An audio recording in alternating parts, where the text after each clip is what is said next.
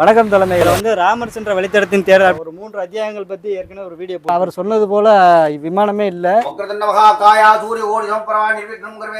தன்னுடைய தியானத்தில் பார்க்கும்போது சிவபெருமான் இருந்திருக்காருங்க. வந்து பகவான் மார்கசகாயத்தை வந்து பார்த்தீங்கன்னா வரமா கேட்டிருக்காங்க. இந்த கோயிலை பற்றின சிறப்பை பற்றி எவ்வளோ ரொம்ப அருமையாக சொல்லியிருந்தாங்க. காட்டுக்குள்ளே தான் இந்த ஆலயமே அமைஞ்சிருக்கு. காவல் தெய்வமாக சொல்கிறாங்க. செங்கற்கல்லால் தான் கட்டியிருக்காங்க. பாருங்கள் என்ன நிலையில் இருக்குன்னு.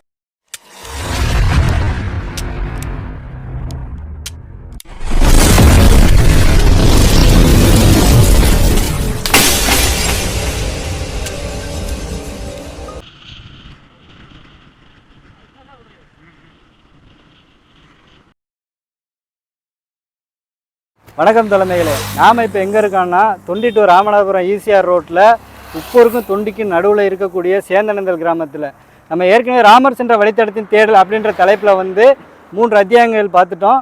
அதனோட தொடர்ச்சியாக இப்போ 4வது அத்தியாயமாக சேந்தனந்தலில் இருக்கக்கூடிய ஒரு மார்க்க சகாய ஈஸ்வரரை பற்றி தான் பார்க்க போகிறோம்.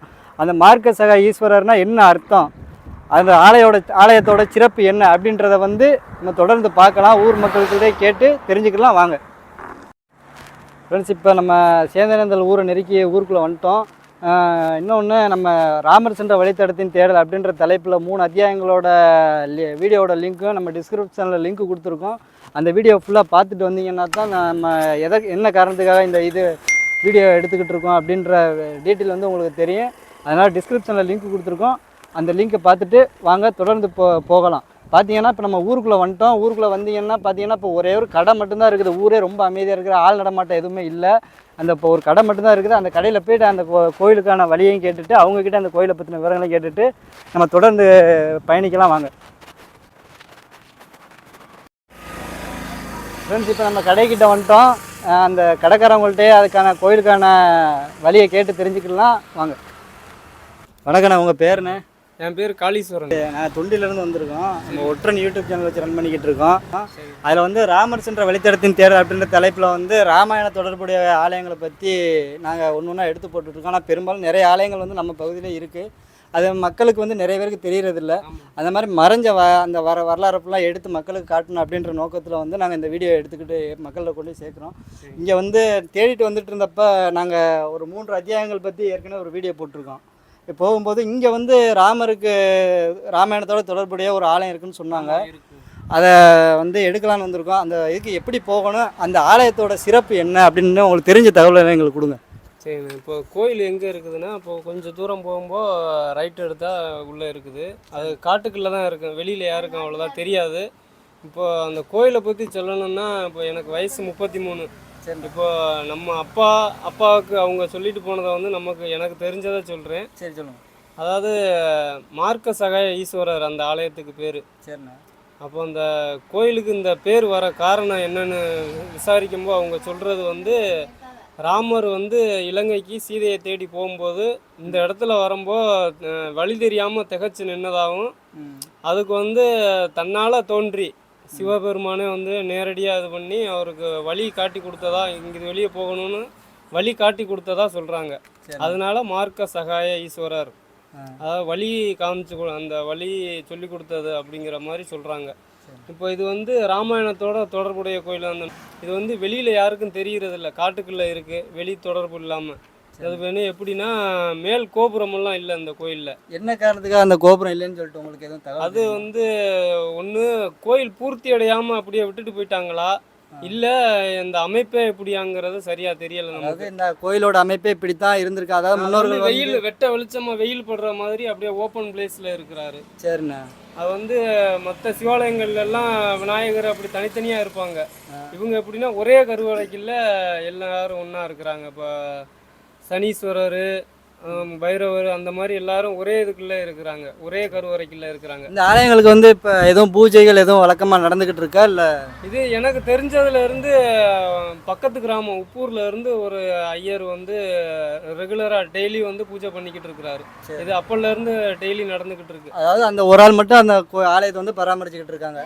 இல்லை, பராமரிக்கிறது கிராமத்தில் இருந்தெல்லாம் சாமி கும்பிடுவாங்க. ஏதாவது விசேஷங்கள் இந்த இதெல்லாம் நடந்துக்கிட்டு இருக்கு. ஒரு ஆள் வந்து அங்கேருந்து இந்த சிவாலயத்துக்கு வந்து இடங்கள் எல்லாம் அதிகப்படியாக இருக்குது. விவசாய நிலங்கள் அதெல்லாம் கோயில் பேர்ல அதாவது கோயிலை சேர்ந்த இடங்கள் வந்து இதுக்கு நிறைய இருக்குன்னு சொல்றீங்க. நிறைய இருக்கு. அதனால அதெல்லாம் பராமரித்து வச்சு ஒரு ஐயர் தினமும் வந்து பூஜை பண்ணிக்கிட்டு இருக்கிறாரு. மற்றபடி இந்த பிரதோஷம் அன்னைக்கெல்லாம் இப்போ ஒரு 4-5 வருஷமா நாங்கள் கிராமத்தாக முன்னெடுத்து வெளியில அதை தெரியப்படுத்தணும்னு சொல்லிட்டு எந்த கிராமத்தை சேர்ந்து பராமரிப்புல இருக்குண்ணா? கீழச்சேந்தனந்தல்ங்கிற கிராமத்தில் இந்த கோயில் இருக்கு. அவங்களோட கட்டுப்பாட்டில் அந்த கோயில் இருக்கு. இதுக்கு வந்து எப்படின்னா வெளியில இருந்து அதிகபட்சம் ஆள் வர்றாங்க. இந்த கோயிலுக்கு வழிபடுறதுக்கு வெளியில இருந்து ஆளுங்க வர்றாங்க. அதாவது இந்த ஊர்ல இருந்து வெளியூர்ல போய் அவங்க குலதெய்வம்னு சொல்றாங்க. தமிழ் பேசுறாங்க, கன்னடம் பேசுறாங்க, தெலுங்கு பேசுறாங்க. அப்போ இது வந்து ஒரு காலத்துல ஐயர் கிராமம்னு சொல்றாங்க. அப்போ இவங்கெல்லாம் இங்க இருந்து குடிபெயர்ந்து போனவங்க குலதெய்வ வழிபாடுன்னு சொல்லிட்டு இங்க வர்றாங்க. அப்படி அப்போ இது என்ன தெரியுதுன்னா இங்க வந்து அதிகப்படியான ஆள் முன்னாடி இருந்து மாறி போயிட்டாங்க அப்படிங்கிறது தெரியுது. வேற மொழி பேசுறவங்களும் இங்க வந்து வழிபட வர்றாங்க. எப்படி அந்த குலதெய்வம் அப்படின்ற ஒரு அடையாளத்தை விடாம வந்து போயிட்டே இருக்காங்க. கர்நாடகா ரிஜிஸ்டர் அந்த நம்பரெல்லாம் கொண்டுட்டு வர்றாங்க. இதில் என்ன ஒரு விஷயம்னா வெளியூர்ல இருந்து வந்து போய்கிட்டு இருக்காங்க. ஆனால் இந்த ராமநாதபுரம் மாவட்டத்தில் உள்ள ஆளுகளுக்கே இப்படி ஒரு சிவாலயம் இருக்குது அப்படின்னு ஒரு 10 கிலோமீட்டர் தாண்டி உள்ள ஊர்களுக்கே தெரியாது. அப்படியே ஒரு ராமாயணத்தோட தொடர்புடைய கோயில் அப்படின்னு சொல்லும்போது நம்ம தேய்பட்டினா, உத்திரவசமங்க, ராமேஸ்வரம், ராமநாதபுரம் அப்படின்னு போயிடுவோம். ராமாயணத்தோட தொடர்புடையான கோயில் அப்படின்னு வெளி உலகுக்கு இன்னும் யாருக்கும் தெரியலை. அப்படிங்கிறது ரொம்ப வருத்தம் தான். ஏன்னா ஒரு ராமாயணத்தோட தொடர்புடைய ஒரு கோயில் இன்னும் வெளி உலகுக்கு தெரியாமல் காட்டுக்குள்ளே அடைஞ்சிருக்கு அப்படிங்கிறது ரொம்ப வருத்தம் தான். ஆமாம், நான் எங்களோட முயற்சி என்னென்னா இந்த மாதிரி இந்த மறைவில் இருக்கிற ஒரு ஆலயங்களை எடுத்து மக்களுக்கு வெளியே காட்டுறது தான் எங்களோட நோக்கம். இந்த மாதிரி ஆலயங்களை தான் எடுத்து போட்டுட்ருக்கோம். தகவல் தந்ததுக்கு ரொம்ப நன்றின்னு. ஆனால் எங்களுக்கு அந்த ஆலயம் எப்படி போகிறதுன்னு தெரில, ஊருக்குள்ளே இருக்குன்னு தான் சொன்னாங்க. நீங்களும் அப்படி தான் சொல்கிறீங்க. எங்களுக்கு அந்த ஆலயத்தை மட்டும் கொஞ்சம் காமிச்சிட்டு வந்துடலாமா? கண்டிப்பாக நான் காட்டி தரேன். இந்த ஒற்றன் சேனல், உங்கள் சேனல் மூலமாக இந்த கோயில் இன்னும் சில ஊர்களுக்கெல்லாம் தெரியப்படுதுன்னா ரொம்ப சந்தோஷம். உங்கள் டீமுக்கு என்னோடய வாழ்த்துக்களும் நன்றி. ரொம்ப நன்றிண்ணே. எங்களோட முயற்சியும் அதுதான். இந்த மாதிரி மறைஞ்சு போன வரலாறை கொண்டு போய் மக்கள்கிட்ட சேர்க்குறது தான் எங்களோட நோக்கம். தகவல் தந்ததுக்கு ரொம்ப நன்றி. வாங்க நம்ம ஆலயத்தை போய் பார்க்கலாம். காட்டுறேங்க.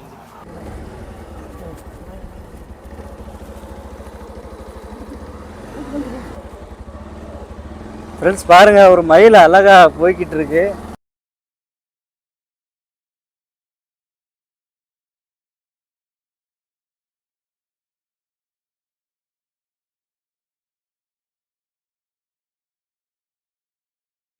ஃப்ரெண்ட்ஸ் இப்போ நம்ம ஆலயத்துக்கிட்ட வந்துட்டோம். ஆலயம் பார்த்தீங்கன்னாக்கா இப்போ கட்டின கட்டடம் மாதிரி தான் இருக்குன்னா பின்னாடி பார்த்தீங்கன்னாக்கா அந்த கல் மண்டபம் வந்து அவர் சொன்னது போல் விமானமே இல்லை. அந்த கோயிலை ஒரு சுற்றி பார்த்துட்டு வரணும். அவர் சொன்னது போல் விமானமும் இல்லை, வெட்ட வெளியில் தான் சிவன் இருக்காங்க. இது வந்து ரீசெண்டாக தான் இந்த ஹாஸ்பிட்டல் சீட்லாம் கட்டின மாதிரி இருக்குது.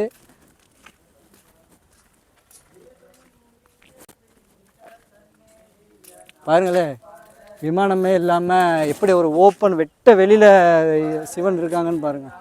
பார்த்தீங்கன்னா இதான் மூலவரோட கருவறை. பார்த்தீங்கன்னா விமானம் இல்லை, பாருங்களேன், விமானம் வெட்ட வெளியில் தான் இருக்கார். அவங்க எல்லாமே சொல்லியிருந்தாங்க வெட்ட வெளியில் தான் இருக்கார். சதுர ஆவுடையோடு இருக்கார்.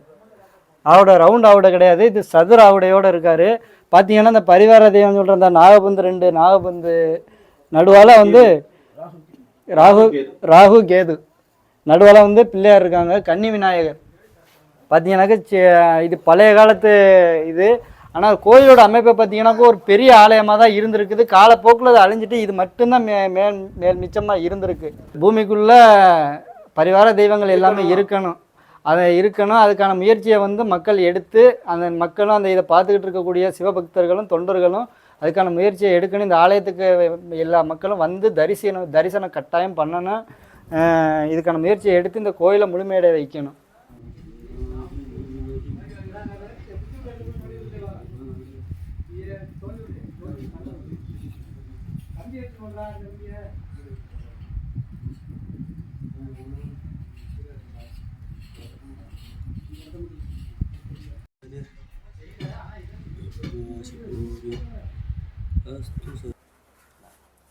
वक्रतुंड महाकाया सूर्यकोटि समप्रभा निर्विघ्नं कुरु देवा सर्वहरि सर्वदा शुक्लांबरधरविष्णुं दशवर्णं प्रसन्नवदनं ध्यायेत् सर्वविघ्नोपशान्तये ममोपात्त समुचितचेत्वारादिपरमेश्वर प्रदत्तं பொதுவுல பண்றதா? பொதுவுல சகல சௌபாகியதார்த்தம் சகச குடும்பானாம் சகல சௌபாகியார்த்தம் சமஸ்த தோஷ நிவர்த்தி கிருஷ்ணத்திற்கும் சமஸ்த பீடாபரிகாரார்த்தம் மகா கணபதி மார்கசகாமத்து அனுகிரகச்சியாக சகல காரி அனுகூலிதா சித்தித்த அஷ்டோத்திர நாமார் சங்கரசே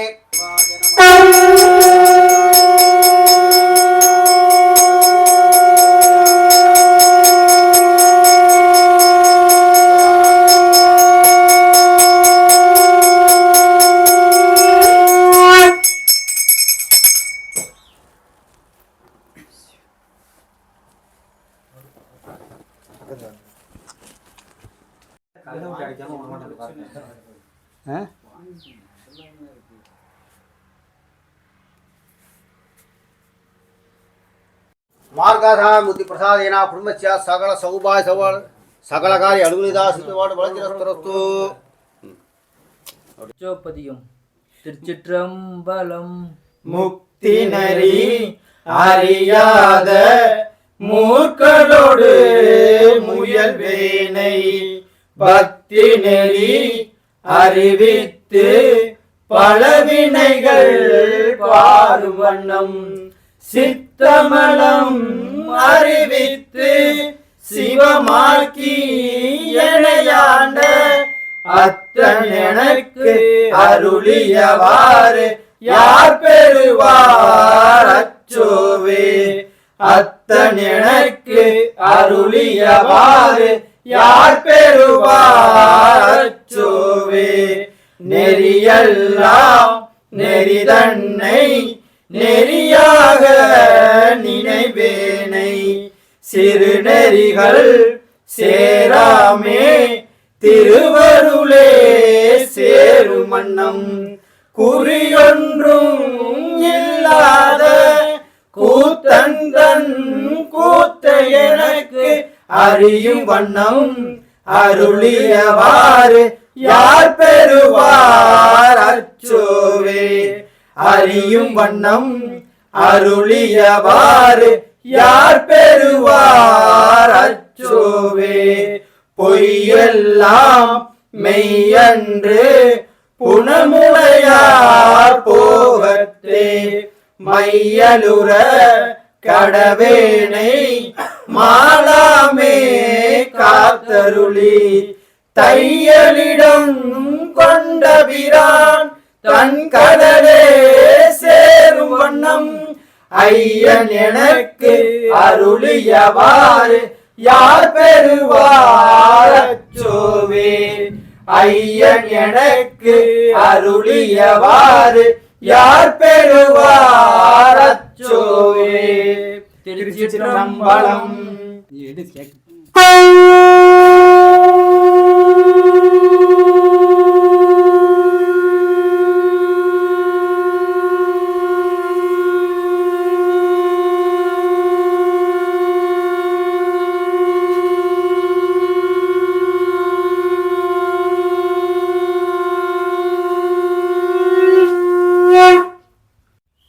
ஃப்ரெண்ட்ஸ், இப்போ நம்ம வந்தால் சாமியை கொஞ்சம் ஒரு சில விவரங்கள் சொன்னாங்க.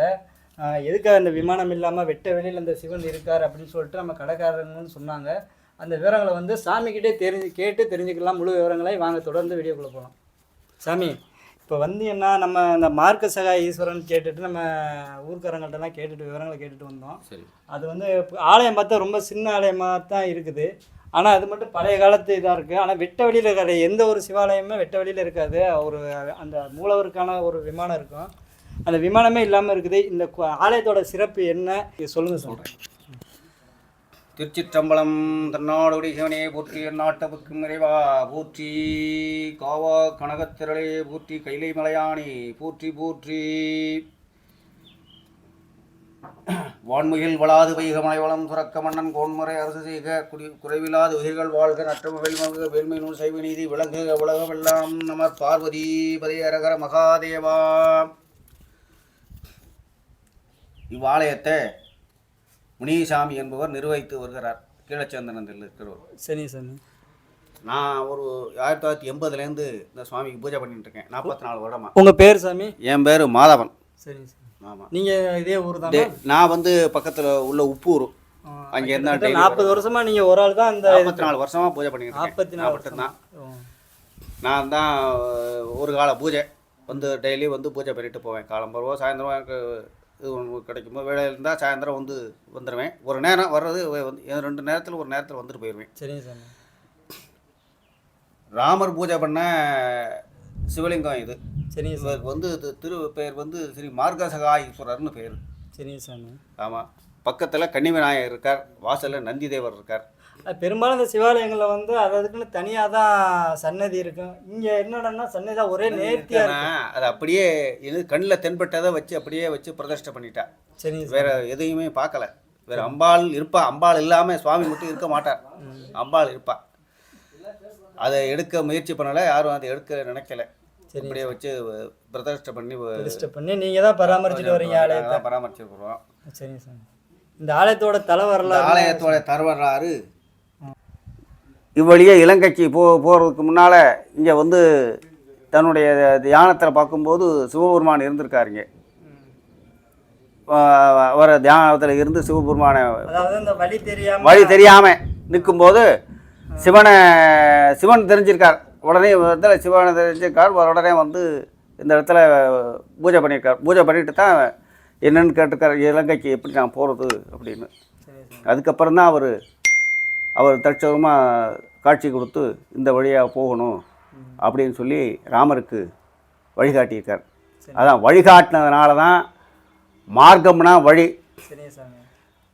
சகாயம்னா உதவி. அதனால தான் அவருக்கு மார்கசகாயங்கிற பேர்.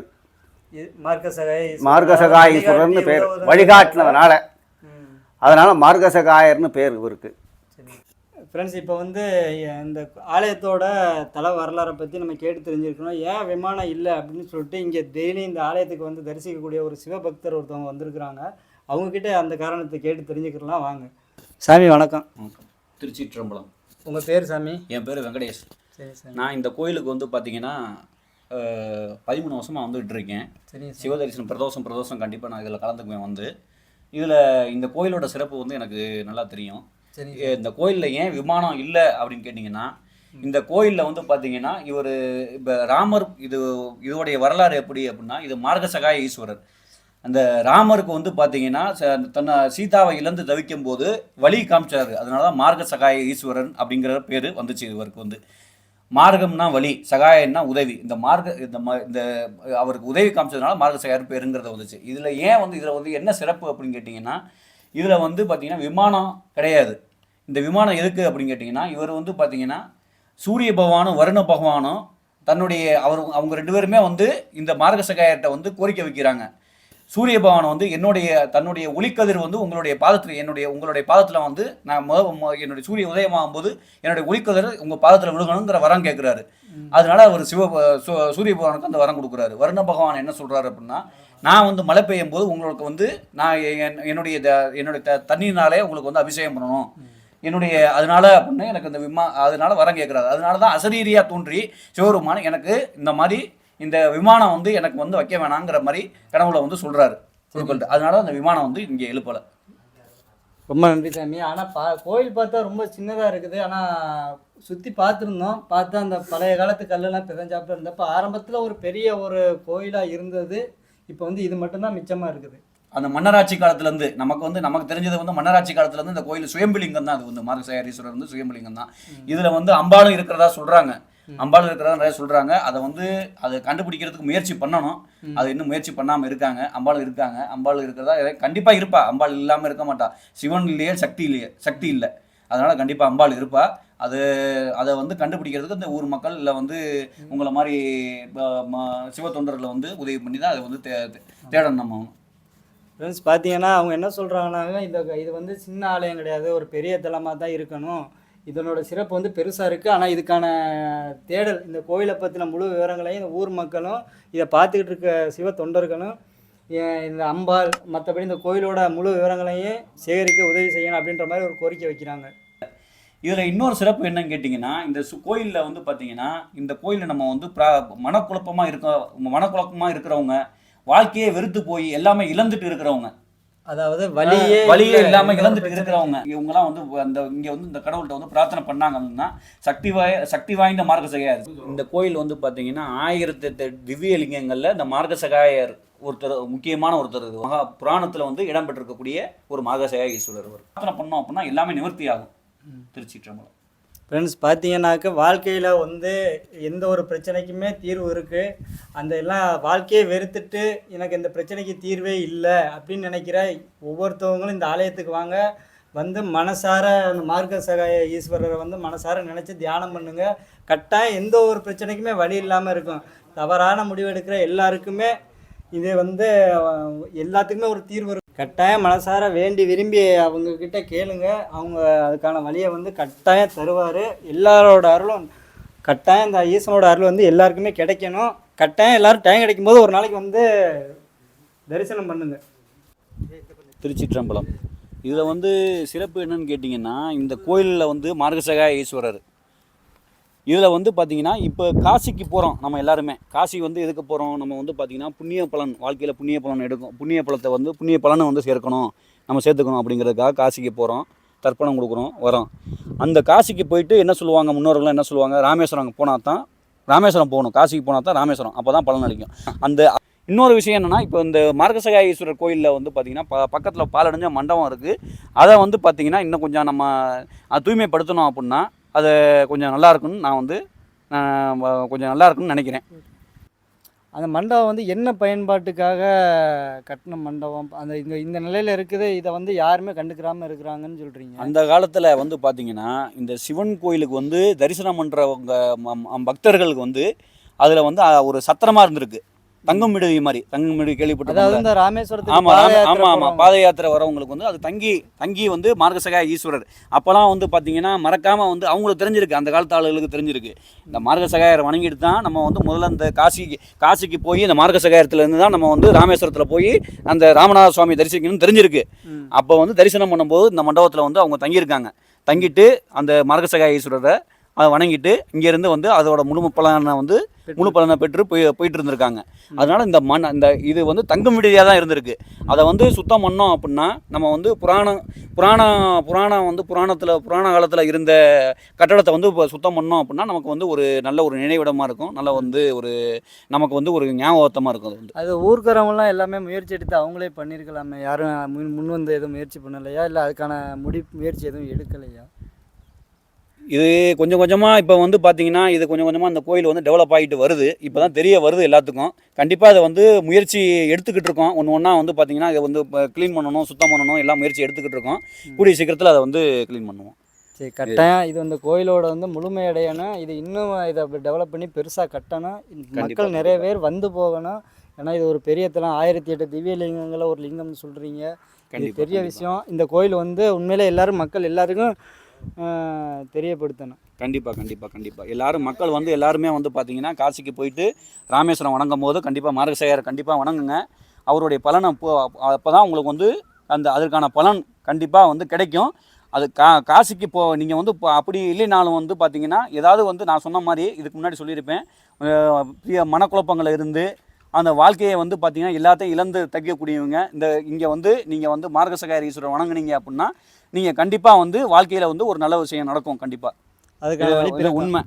இது வந்து ராமருக்கே வழிகாட்டினவரே உங்களுக்கு காட்ட மாட்டாரா? கண்டிப்பாக கட்டாயம் எல்லோரும் வந்து தரிசிக்கணும். ஃப்ரெண்ட்ஸ், இப்போ பார்த்தீங்கன்னா அந்த கோயிலோட சிறப்பை பற்றி அந்த மாதவன் சுவாமிகளும் இங்கே ரெகுலராக கிட்டத்தட்ட 13 வருஷமாக வந்துகிட்டு இருக்குன்னு சொல்கிறாரு. அந்த சிவனடியார் அவர் வெங்கடேஸ்வரன் அவங்களும் இந்த கோயிலை பற்றின சிறப்பை பற்றி ரொம்ப அருமையாக சொல்லியிருந்தாங்க. ஆனால் பக்கத்துலேயே ஒரு பழைய காலத்து மண்டபம் இருக்குதுன்னு சொன்னாங்க. அதாவது வழிபோக்கர்கள் வந்தால் தங்கிட்டு போகிறதுக்கான மண்டபம் இருக்குதுன்னு சொன்னாங்க. அந்த பாலடைஞ்ச மண்டபம் என்ன நிலையில் இருக்குதுன்னு சொல்லிட்டு அதையும் பார்க்கலாம். தொடர்ந்து வாங்க ஃப்ரெண்ட்ஸ். இப்போ பார்த்தீங்கன்னாக்க இந்த ஆலயத்தை பார்க்கும்போது சரியான ஒரு காட்டுக்குள்ளே தான் இந்த ஆலயமே அமைஞ்சிருக்கு. அதனால தான் நிறைய பேருக்கும் என்னவோ இந்த ஆலயம் இருக்கிறதே தெரியல. இப்போ பார்த்தீங்கன்னா பக்கத்தில் வந்து ஒரு ஐயா கோயில் இருக்குது. அந்த ஐயா கோயிலுக்கு பின்னாடி தான் அந்த மண்டபமும் இருக்குது. நம்ம சும்மா வர முடியாது. அதனால இப்போ நம்ம போயிட்டு அந்த ஐயாவுக்கு ஒரு சின்ன ஒரு பிரார்த்தனை பண்ணலாம். நம்ம டீமோடு சேர்ந்து ஒரு பிரார்த்தனை பண்ணிவிட்டு அதுக்கப்புறம் நம்ம அந்த ஆலயத்தை பார்க்கலாம். வாங்க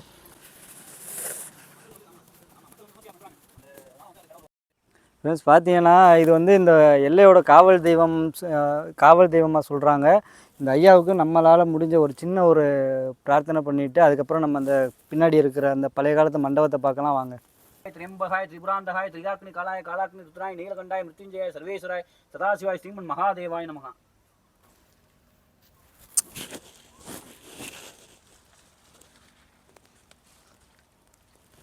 ஃப்ரெண்ட்ஸ் இப்போ நம்ம ஒரு முனீஸ்வரரை தரிசனம் பண்ணியாச்சு. இந்த எல்லையோட காவல் தெய்வம் இவர். அவர் தரிசனம் பண்ணியாச்சு. பார்த்தீங்கன்னா அவரோட பின்னாடி தான் இந்த பழைய காலத்து மண்டபம், அதாவது வழிபோக்கர்கள்லாம் வந்து தங்கி போகிற பழைய காலத்து சத்திரம் சொல்கிற அந்த மண்டபமும் இங்கே தான் இருக்குது. செங்கற்கல்லால் தான் கட்டியிருக்காங்க. பாருங்கள் என்ன நிலையில் இருக்குதுன்னு பாருங்கள். ஃபுல்லாக கருவேல மரங்கள் வந்து ஆக்கிரமிச்சிருச்சு.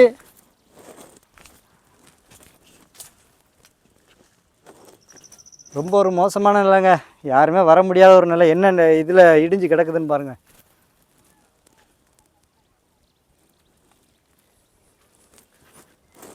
ஐயோ ஃப்ரெண்ட்ஸ், இங்கே பாருங்கள், ஒரு பாம்பு சட்டை இந்த தோல் உரிச்சு கிடக்கு. எத்த தண்டிலன்னு கொஞ்சம் க்ளோஸ்அப்பில் வாங்கலை. அதோட பாம்பு ரொம்ப ஒரு ஆபத்தான நிலையில் தான் இருக்குது.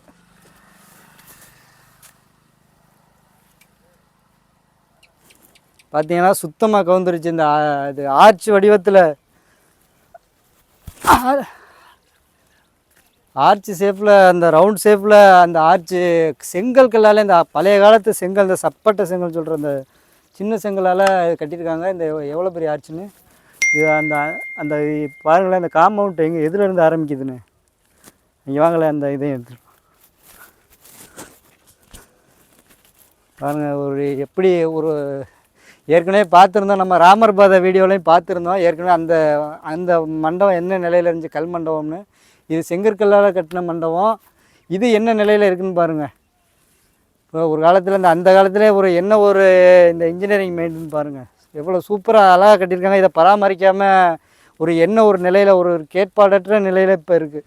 ஃப்ரெண்ட்ஸ், ராமர் சென்ற வழித்தடத்தின் தேடல் அப்படின்ற தலைப்பில் 4வது அத்தியாயமாக நம்ம சேந்தனேந்தல் மார்க்கசகா ஈஸ்வரரை பற்றின விவரங்களை வந்து நம்மளும் பார்த்தோம்.